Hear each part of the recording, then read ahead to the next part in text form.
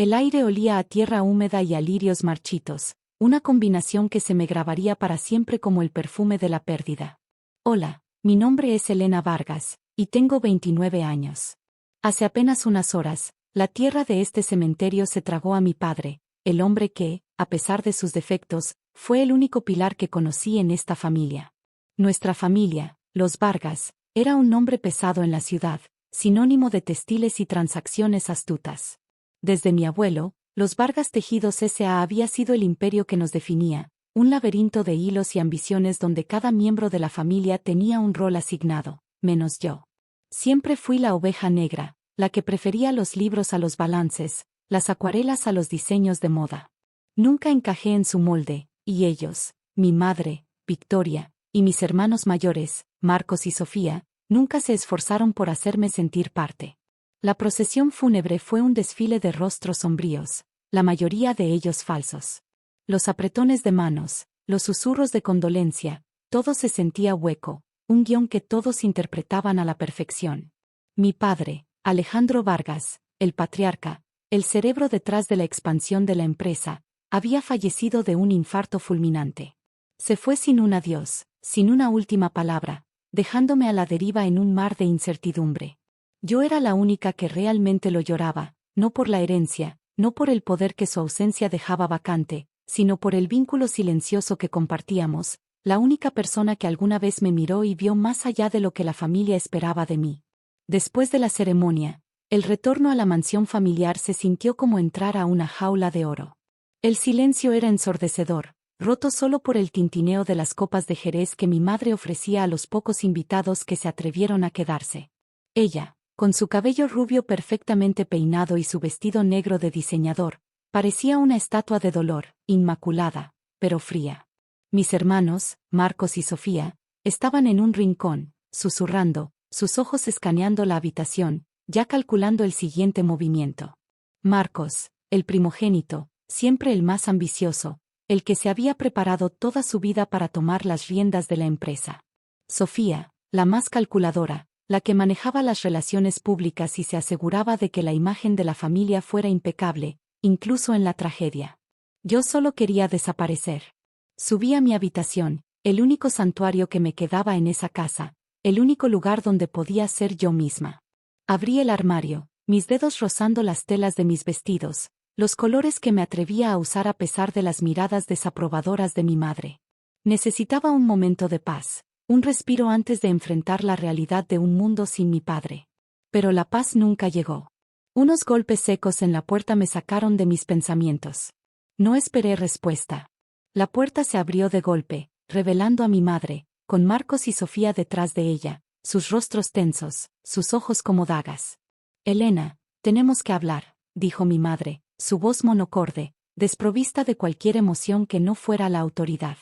No respondí, solo me giré para enfrentarlos, mi corazón latiendo como un tambor desbocado en mi pecho. Había una tensión palpable en el aire, una energía oscura que no presagiaba nada bueno. Hemos estado discutiendo el futuro, continuó Marcos, cruzándose de brazos, su postura desafiante. Ahora que papá no está, las cosas tienen que cambiar. La empresa nos necesita más que nunca, y no podemos permitir distracciones. ¿Distracciones?, pregunté, mi voz apenas un susurro, sintiendo un nudo en la garganta. Sí, distracciones, intervino Sofía, su tono condescendiente. Papá siempre te consintió, te dejó vivir en tu mundo de fantasía. Pero ya no hay tiempo para eso. La casa es grande, pero el espacio es valioso. Necesitamos tu habitación para la nueva oficina de Marcos, y tu estudio de arte. Bueno, eso es un desperdicio de espacio. Mis ojos se abrieron de par en par. ¿Mi estudio? ¿Mi habitación? ¿De qué estaban hablando? No entiendo, dije, mi voz temblorosa. ¿Qué quieren decir? Mi madre dio un paso adelante, su mirada fría y calculadora. Significa, Elena, que es hora de que te valgas por ti misma. Siempre fuiste una carga, una boca más que alimentar sin contribuir realmente. Papá te mantuvo, pero esa era su decisión. Con su partida, las reglas cambian. Ya no eres bienvenida aquí. Un escalofrío me recorrió la espalda. No era posible. No podía ser. Acababa de enterrar a mi padre, y ellos. Hemos empacado tus cosas, dijo Marcos, señalando una pila de cajas de cartón apiladas en el pasillo, justo fuera de mi puerta. Eran mis cajas, las de mis libros, mis pinceles, mis lienzos. Mis pertenencias, arrojadas al pasillo como basura. No, exclamé, mi voz rompiéndose. No pueden hacer esto, esta es mi casa. Esta es la casa de la familia Vargas, gritó mi madre, su voz alzándose por primera vez, un grito agudo que resonó en el pasillo. Y tú ya no eres parte de ella, fuera, lárgate. Sus rostros, antes tensos, se contrajeron en una mueca de desprecio. Victoria, mi madre, sus labios finos y apretados, sus ojos brillando con una crueldad que nunca antes le había visto. Marcos, con una sonrisa torcida, una mezcla de triunfo y desdén. Sofía, su mirada gélida, como la de un depredador que ha acorralado a su presa. Sus caras se volvieron monstruosas. No había piedad, no había amor, solo una implacable determinación de deshacerse de mí. No dije nada. No pude. Mi garganta se cerró, mi mente se vació, y mi cuerpo se sintió pesado, como si el aire se hubiera vuelto denso. Solo podía mirar las cajas, mis pertenencias, mi vida, arrojadas al pasillo. Fuera, retumbó en mis oídos, y el eco de ese grito me persiguió.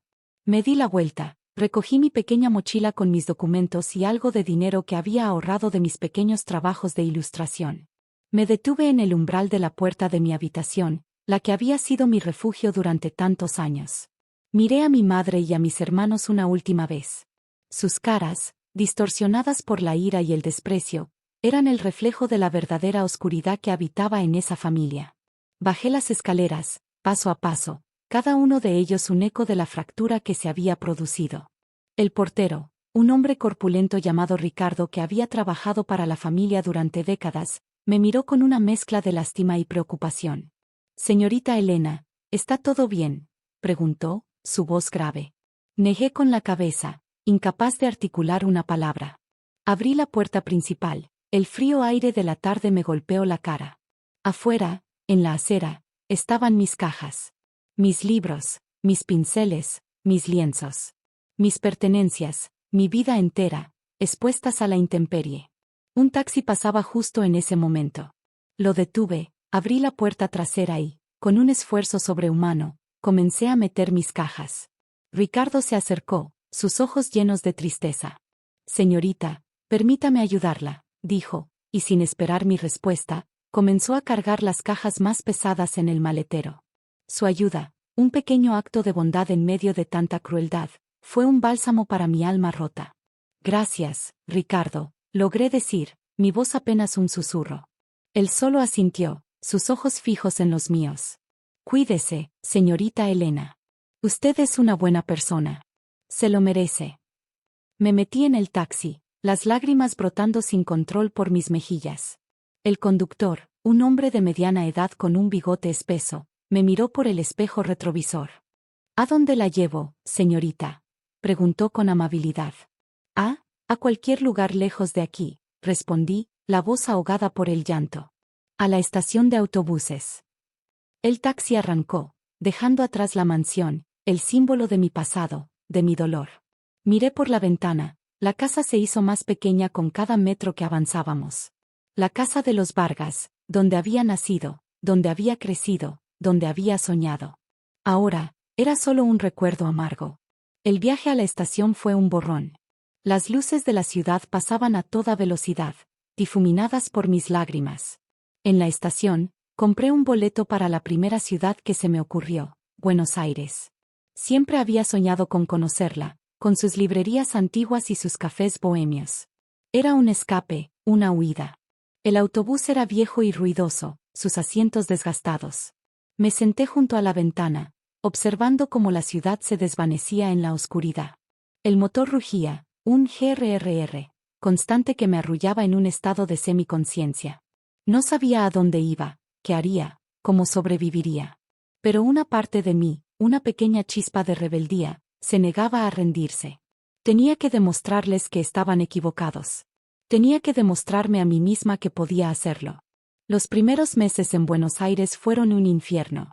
La ciudad era enorme, abrumadora. Mis ahorros se esfumaban rápidamente. Alquilé una pequeña habitación en un barrio humilde, lejos del bullicio del centro. Era un lugar diminuto, con una cama, una silla y una ventana que daba a un patio interior lleno de ropa tendida. El olor a humedad y a comida barata se filtraba por las paredes. Necesitaba trabajar, pero no tenía experiencia. Mis habilidades artísticas parecían inútiles en un mundo donde solo importaba el dinero. Comencé a buscar trabajo en cafeterías, tiendas, cualquier cosa. Recibí rechazo tras rechazo. No tiene experiencia, buscamos a alguien con más aptitudes comerciales, su perfil no encaja. Cada negativa era un plaf en mi ya maltrecho espíritu. Una tarde, mientras vagaba por las calles, me encontré con una pequeña galería de arte. Era un lugar modesto, pero lleno de vida, con cuadros coloridos y esculturas curiosas. El olor a pintura y a trementina me envolvió, un aroma familiar y reconfortante. Entré, mis ojos recorriendo las obras con avidez. Una mujer de cabello gris rizado y una sonrisa amable me recibió.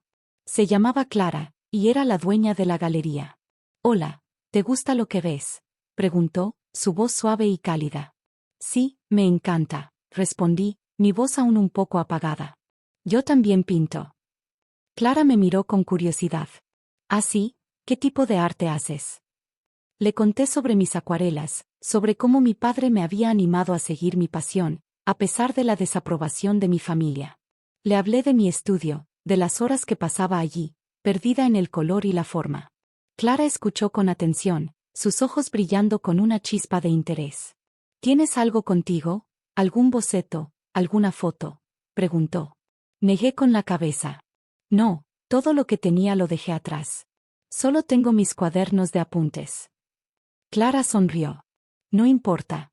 ¿Te gustaría venir a mi estudio mañana? Estoy buscando a alguien que me ayude con la preparación de los lienzos, a organizar los materiales. Es un trabajo sencillo, pero te permitirá estar cerca del arte, y quién sabe, quizás encuentres inspiración». Era una oportunidad, una pequeña luz al final del túnel. Acepté de inmediato. Trabajar con Clara fue una bendición. Ella no solo me dio un empleo, sino que me dio un espacio para respirar, para crear. Limpiaba pinceles, mezclaba colores, preparaba lienzos. Mientras lo hacía, observaba a Clara pintar, sus manos expertas moviéndose con gracia y precisión. Ella me enseñó técnicas nuevas, me animó a experimentar. «El arte no es solo lo que pintas, Elena», me dijo un día, mientras miraba uno de mis bocetos. «Es como sientes, como vives. Cada trazo es una parte de ti. No te escondas, muéstralo». Poco a poco, comencé a pintar de nuevo. Primero, pequeños bocetos, luego acuarelas más grandes. Mis pinturas eran un reflejo de mi dolor, de mi soledad, pero también de mi esperanza. Colores vibrantes se mezclaban con tonos sombríos, creando un contraste que hablaba de la complejidad de mis emociones. Clara vio mi trabajo y quedó impresionada. «Elena, esto es hermoso», dijo, sus ojos brillando. «Tienes un talento increíble. Tienes que mostrar esto al mundo». Me costó convencerla, pero finalmente accedí a exponer algunas de mis obras en la galería de Clara. La inauguración fue un evento modesto, pero significativo. Amigos de Clara, otros artistas, algunos coleccionistas. Estaba nerviosa, mi corazón latiendo con fuerza, un tum-tum constante que resonaba en mis oídos. ¿Y si a nadie le gustaba? ¿Y si me juzgaban? Pero la respuesta fue abrumadoramente positiva. La gente se detuvo frente a mis cuadros, susurrando, sus ojos fijos en mis obras. Escuché un «oh» de admiración, un «qué maravilla». Mis pinturas hablaban por sí mismas, transmitían la emoción que yo no podía expresar con palabras. Vendí varias piezas esa noche. Fue un momento de triunfo, un pequeño respiro de alegría en medio de la tristeza. Con el tiempo, mi reputación como artista creció. Mis pinturas se volvieron más atrevidas, más expresivas. Dejé de pintar solo mis propias emociones y comencé a capturar la vida de la ciudad, los rostros de la gente, la energía de Buenos Aires. Mis exposiciones se hicieron más grandes, más concurridas. El dinero comenzó a fluir, lo suficiente para mudarme a un apartamento más grande, con un estudio propio, lleno de luz y color. Un día, recibí una llamada inesperada. Era de una galería de arte de renombre en Nueva York. Querían exhibir mi trabajo. El chasquido del teléfono al colgar fue el sonido de un nuevo comienzo. El viaje a Nueva York fue emocionante. La ciudad era un torbellino de energía, un contraste total con la tranquilidad de mi vida en Buenos Aires. Mi exposición fue un éxito rotundo. Las críticas fueron excelentes, mis obras se vendieron rápidamente. Fui entrevistada por revistas de arte, mi nombre comenzó a ser reconocido en el mundo artístico. Mi vida había cambiado por completo. Pasé de ser la oveja negra de una familia adinerada a una artista reconocida a nivel internacional. Había encontrado mi voz, mi propósito. Había demostrado que no era una carga, que podía valerme por mí misma, y que mi arte tenía un valor que iba más allá del dinero. Un año después de mi exposición en Nueva York, recibí una invitación a una gala benéfica en mi ciudad natal. Era un evento de alto perfil, al que asistían las familias más influyentes, incluida la mía. Dudé en ir, pero Clara me animó. Elena, no te escondas, me dijo. Es tu momento de brillar. Muéstrales lo lejos que has llegado. Decidí ir. Compré un vestido elegante, un diseño simple pero sofisticado que reflejaba mi nueva confianza. Entré al salón de baile, las luces brillantes, la música suave, el murmullo de las conversaciones. La gente se giraba para mirarme, sus ojos llenos de curiosidad, algunos de reconocimiento. Caminé con la cabeza en alto, mi mirada escaneando la multitud. Y ahí estaban. Mi madre, Victoria, con su cabello rubio impecable, un collar de perlas alrededor de su cuello. Marcos, con un traje a medida, su mirada arrogante. Sofía, con una sonrisa forzada, charlando con un grupo de mujeres. Se veían mayores, más cansados, sus sonrisas menos genuinas. El negocio familiar, los Vargas Tejidos S.A., había pasado por tiempos difíciles. Los rumores de bancarrota habían estado circulando, sus inversiones fallidas, sus decisiones comerciales equivocadas. Cuando me vieron, sus rostros se transformaron. El gasp de mi madre fue casi inaudible, pero sus ojos se abrieron de par en par, la sorpresa y el asombro reemplazando la frialdad habitual. Marcos dejó caer la copa de champán que sostenía, un crack, que resonó en el silencio que se produjo a su alrededor. Sofía se quedó con la boca abierta, su sonrisa borrada, su rostro pálido. Sus caras se volvieron, irreconocibles, una mezcla de sorpresa, incredulidad, y un toque de arrepentimiento. Victoria fue la primera en recuperarse. Caminó hacia mí, sus pasos inciertos. Elena, hija, comenzó, su voz temblorosa, una nota de incredulidad en su tono. La miré a los ojos, mis propios ojos firmes, sin un rastro de las lágrimas que una vez derramé por ella. Madre, dije, mi voz tranquila, serena. Es un placer verla. Marcos se acercó, su rostro una mezcla de confusión y algo que parecía ser, ¿vergüenza? Elena, ¿eres tú? ¿Te ves diferente?, dijo, sus ojos recorriendo mi vestido, mi postura.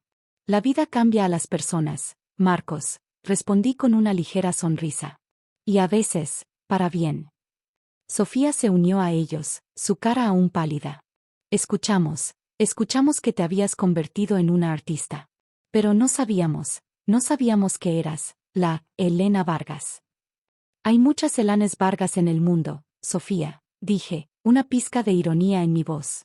Solo una de ellas es la que pinta. Se quedaron en silencio, sus ojos fijos en mí. La gente a nuestro alrededor comenzaba a susurrar, sus miradas curiosas, susurros de «¿Es ella la artista? ¿Qué cambio?». Mi madre finalmente rompió el silencio. Nos enteramos de tus exposiciones, de tu éxito, dijo, su voz apenas un murmullo. Estamos orgullosos de ti, hija. Una risa suave escapó de mis labios, un ja, que sonó un poco amargo. Era un sonido extraño en medio de la formalidad de la gala, pero no pude evitarlo. ¿Orgullosos?, pregunté, levantando una ceja. Ahora, después de que me echaron de casa, después de que tiraron mis cosas a la calle como si fueran basura, después de que me dijeron que era una carga y que no valía nada. El color subió a sus rostros, un rubor de vergüenza. Marcos intentó intervenir.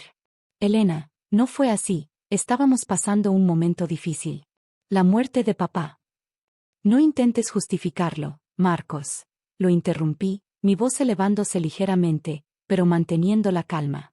Las palabras que dijeron, el desprecio en sus ojos, eso no se olvida. No fue un momento difícil, fue una decisión consciente. Una decisión que me destrozó en ese momento, pero que, irónicamente, me liberó. Victoria bajó la mirada, sus manos temblaban ligeramente. Lo lamentamos, Elena. Nos equivocamos. Hemos pasado por momentos muy difíciles desde que te fuiste. La empresa no está bien. Necesitamos ayuda. Necesitamos tu ayuda. Sofía asintió desesperadamente. Sí, Elena. Tu padre siempre confió en ti, en tu visión. Tal vez si pudieras, podrías invertir, podrías. Los observé, sus rostros marcados por la desesperación, el miedo. La empresa, su preciado imperio, se estaba desmoronando. Y ahora, recurrían a la carga que habían desechado. Permítanme ser clara, dije, mi voz firme y resonante. No me arrepiento de nada. De haber sido echada, de haber luchado, de haber encontrado mi propio camino. Lo que me hicieron me enseñó más sobre la vida y sobre mí misma de lo que jamás habrían podido enseñarme en esa casa. Me enseñó que mi valor no depende de su reconocimiento, ni de su apellido, ni de su dinero. Hice una pausa, mis ojos recorriendo sus rostros, sus expresiones de súplica. Y en cuanto a la empresa, es su problema, no el mío, continué. Yo construí mi propio imperio, ladrillo a ladrillo, pincel a pincel. Y lo hice sola. Sin su ayuda, sin su aprobación, y definitivamente, sin su orgullo, punto. Victoria dio un paso hacia mí, su mano extendida. Pero somos familia, Elena. Siempre seremos familia. Una risa amarga escapó de mis labios. ¿Familia? La familia no echa a sus miembros a la calle. La familia no los desprecia por ser diferentes. La familia no se queda de brazos cruzados mientras uno de los suyos lucha por sobrevivir. Lo que ustedes hicieron no fue un error, fue una declaración. Y yo la entendí perfectamente. Me di la vuelta, lista para alejarme, para dejarlos en su propia miseria. Pero me detuve. Sin embargo, dije, girándome de nuevo para mirarlos, hay algo que puedo hacer por ustedes. Como artista, entiendo el valor de la visibilidad. Y como la persona que soy ahora, entiendo el valor de la justicia poética. Sus ojos se iluminaron con una chispa de esperanza. Voy a hacer una donación a la gala esta noche, continué, mi voz clara y fuerte para que todos pudieran escuchar. Una donación significativa para la Fundación de Arte que apoya a jóvenes artistas que luchan por encontrar su voz, tal como yo lo hice. Y haré que se anuncie en todos los medios que esta donación es en honor a mi padre, Alejandro Vargas, quien, a pesar de todo, fue la única persona en esta familia que creyó en mí y me animó a seguir mis sueños. El nombre de mi padre resonó en el salón, un eco de su legado, un contraste con la ruina de los Vargas Tejidos S.A. Las caras de mi madre y mis hermanos se contorsionaron de nuevo, pero esta vez, con una mezcla de humillación y una punzada de dolor por la verdad de mis palabras. Mi padre, el hombre que me había apoyado, era ahora el nombre que eclipsaba su propia desgracia. Y en cuanto a ustedes, dije, mi voz bajando a un tono más íntimo, pero sin perder su firmeza, espero que encuentren la forma de reconstruirse. No por mí, sino por ustedes mismos. Y que, quizás algún día, entiendan el verdadero significado de la familia y del amor incondicional. Di media vuelta, el murmullo de la gente a mi alrededor se intensificó. Me alejé de ellos, de su vergüenza, de su desesperación. Caminé por el salón, saludando a algunos conocidos, sintiendo la brisa de la libertad. La vida, a veces, te da la espalda solo para empujarte hacia adelante, hacia un destino que nunca habrías imaginado. Y mientras me dirigía hacia la salida, un suave escapó de mis labios, una melodía de triunfo silencioso, una sinfonía de empoderamiento. Había perdido una familia, sí, pero había ganado mucho más, a mí misma. Y eso era el verdadero tesoro.